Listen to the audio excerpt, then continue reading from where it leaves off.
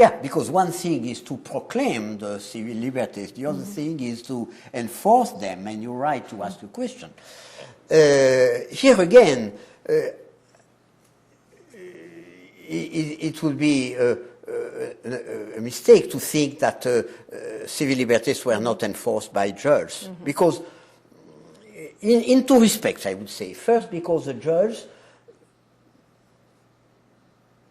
are supposed to apply the law. Their function is to apply the law. So the judge applies all these statutes dealing with civil liberties. Civil judge, criminal judge, and also administrative judge, since we have in France a special order of courts, the administrative courts, with specialized administrative judge. And so the judges apply those statutes and regulations concerning civil liberties. Secondly, and that is a very important point, it would also be a mistake to think that there has never been, even before the recent period, there has never been a system of judicial review in France. There was no judicial review of statutes to control the conformity of statutes with the Constitution. But there was a judicial review of regulations made by government and by the administration to control the conformity of those regulations with statutory law.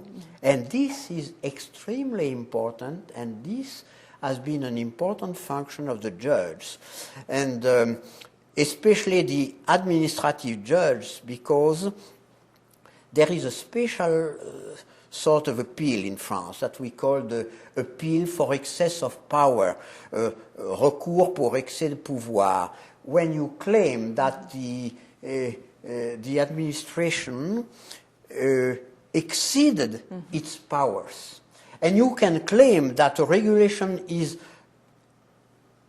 not valid because it's not in conformity with statutory law. And that is a very important aspect in the protection of civil liberties, because many regulations made, even at the highest degree by the government or by the administration at all levels, are struck down and set aside by the administrative court. The administrative courts consider that government or the administration exceeded their powers. That's the first point. And the second point, concerning still the process of judicial review, even civil courts and criminal courts have the power to set aside a regulation which they deem not consistent with statutory law.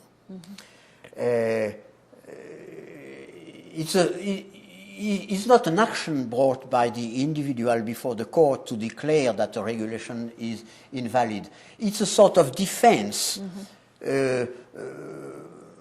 opposed by the defendant, claims that such regulation, which is invoked against him, is not valid because it is not in conformity with the Constitution, with the Constitution or even statutory law. So through that mechanism, through this mechanism that we call exception d'illégalité, because you oppose as a defense the illegality of a regulation, the civil liberties were well protected.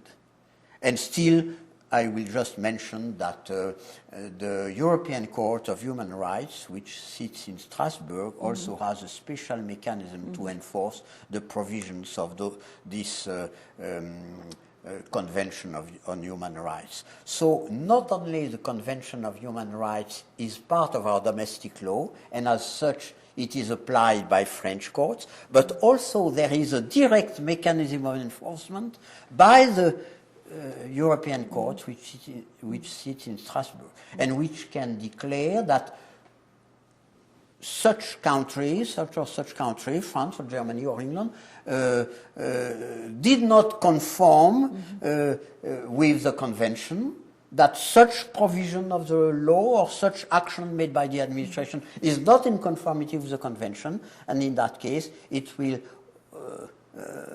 oblige the country to change its law, to put it in conformity with the convention. So there are many mechanisms, you see, and they were quite satisfactory, and they still are satisfactory, they still function, except that there was one flaw, there was something missing, that was the possibility for the court to control the constitutionality of a statute with the Constitution. It was possible to control the conformity of regulation with statute and the Constitution, but not the regularity of a statute because of this old idea that there was no authority above the legislature.